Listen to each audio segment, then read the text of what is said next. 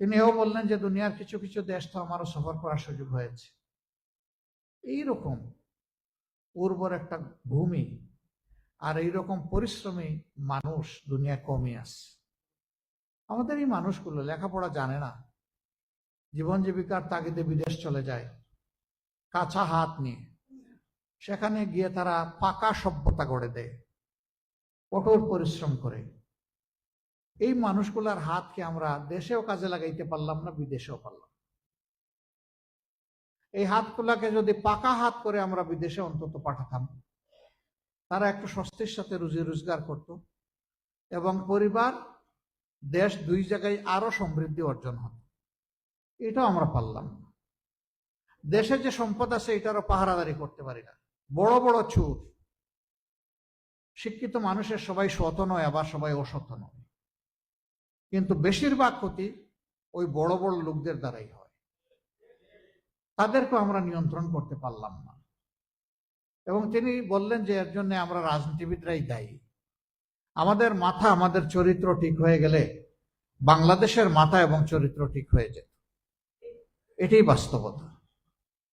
দিন যত যাচ্ছে ততই নৈতিক মূল্যবোধের অধঃপতন ঘটছে।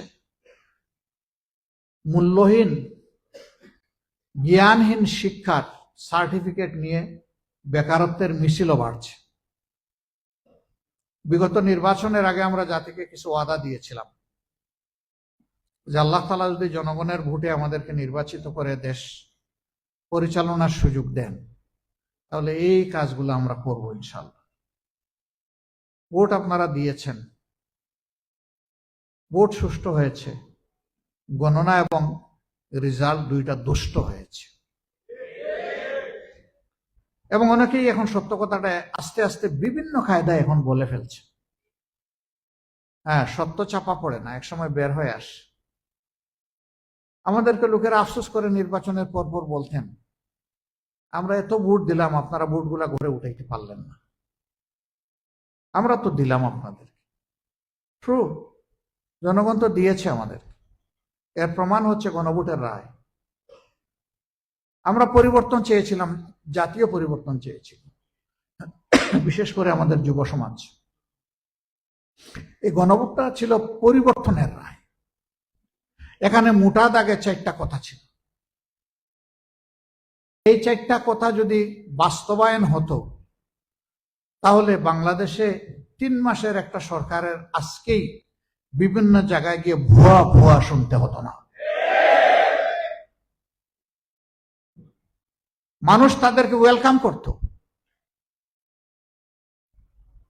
কিন্তু প্রথম দিন থেকেই জাতিকে অপমান করা হলো, ঝুঁকির দিকে ঠেলে দেওয়া হলো।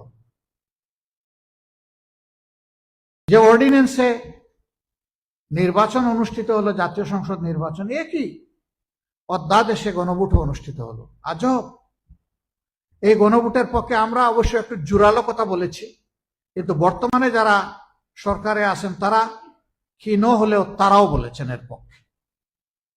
একবার দুইবার হলেও তাদের মূল ব্যক্তি বলেছেন গণভোটে হাতে রায় দিন। আমরাও বললাম, ওনারাও বলল।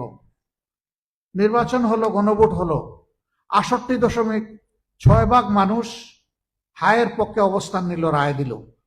ওনারা বলতেছেন 51% মানুষ ওনাদেরকে ভোট দিয়ে সরকার গঠন করার সুযোগ।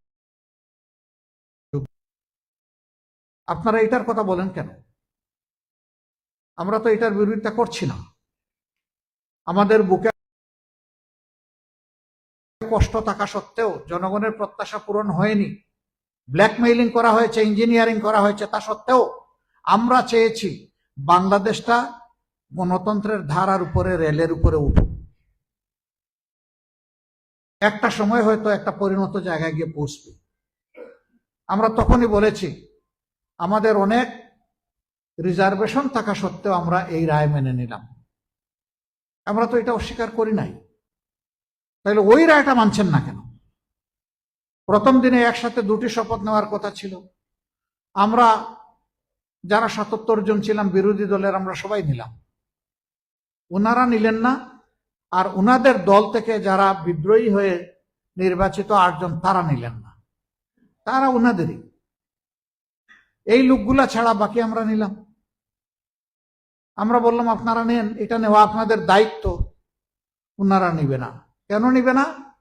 বলে যে সংবিধানে গণভোটের কোনো প্রভিশন নাই।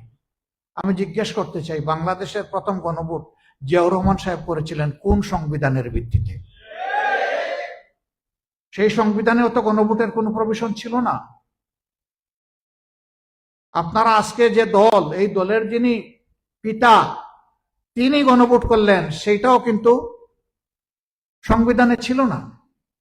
সংবিধানে একটা কথা লেখা আছে, জনগণের সুপ্রিম উইলই হচ্ছে সবচেয়ে বড় আইন।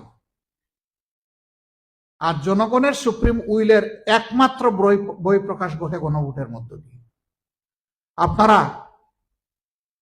এদেশের প্রায় 70% মানুষের রায়কে অগ্রাহ্য করার মাধ্যমে দুইটা জিনিসকে অপমান করেছেন।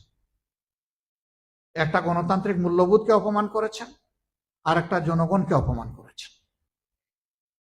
মনে রাখবেন, অপমানের প্রতিশোধ জনগণ নিয়েই ছাড়ে, কাউকে ছাড় দিয়ে কথা বলে না। আমরা ছাড়বো না। সংসদের ভিতরে 2/3 ওনাদের যে শক্তি আছে, সেই শক্তির বলে এটাকে ধামাচাপা দিয়েছেন, কিন্তু এটা ছাই চাপা আগুন হয়ে একসময় আগ্নেয়গিরির রূপ নেবে ইনশাআল্লাহ।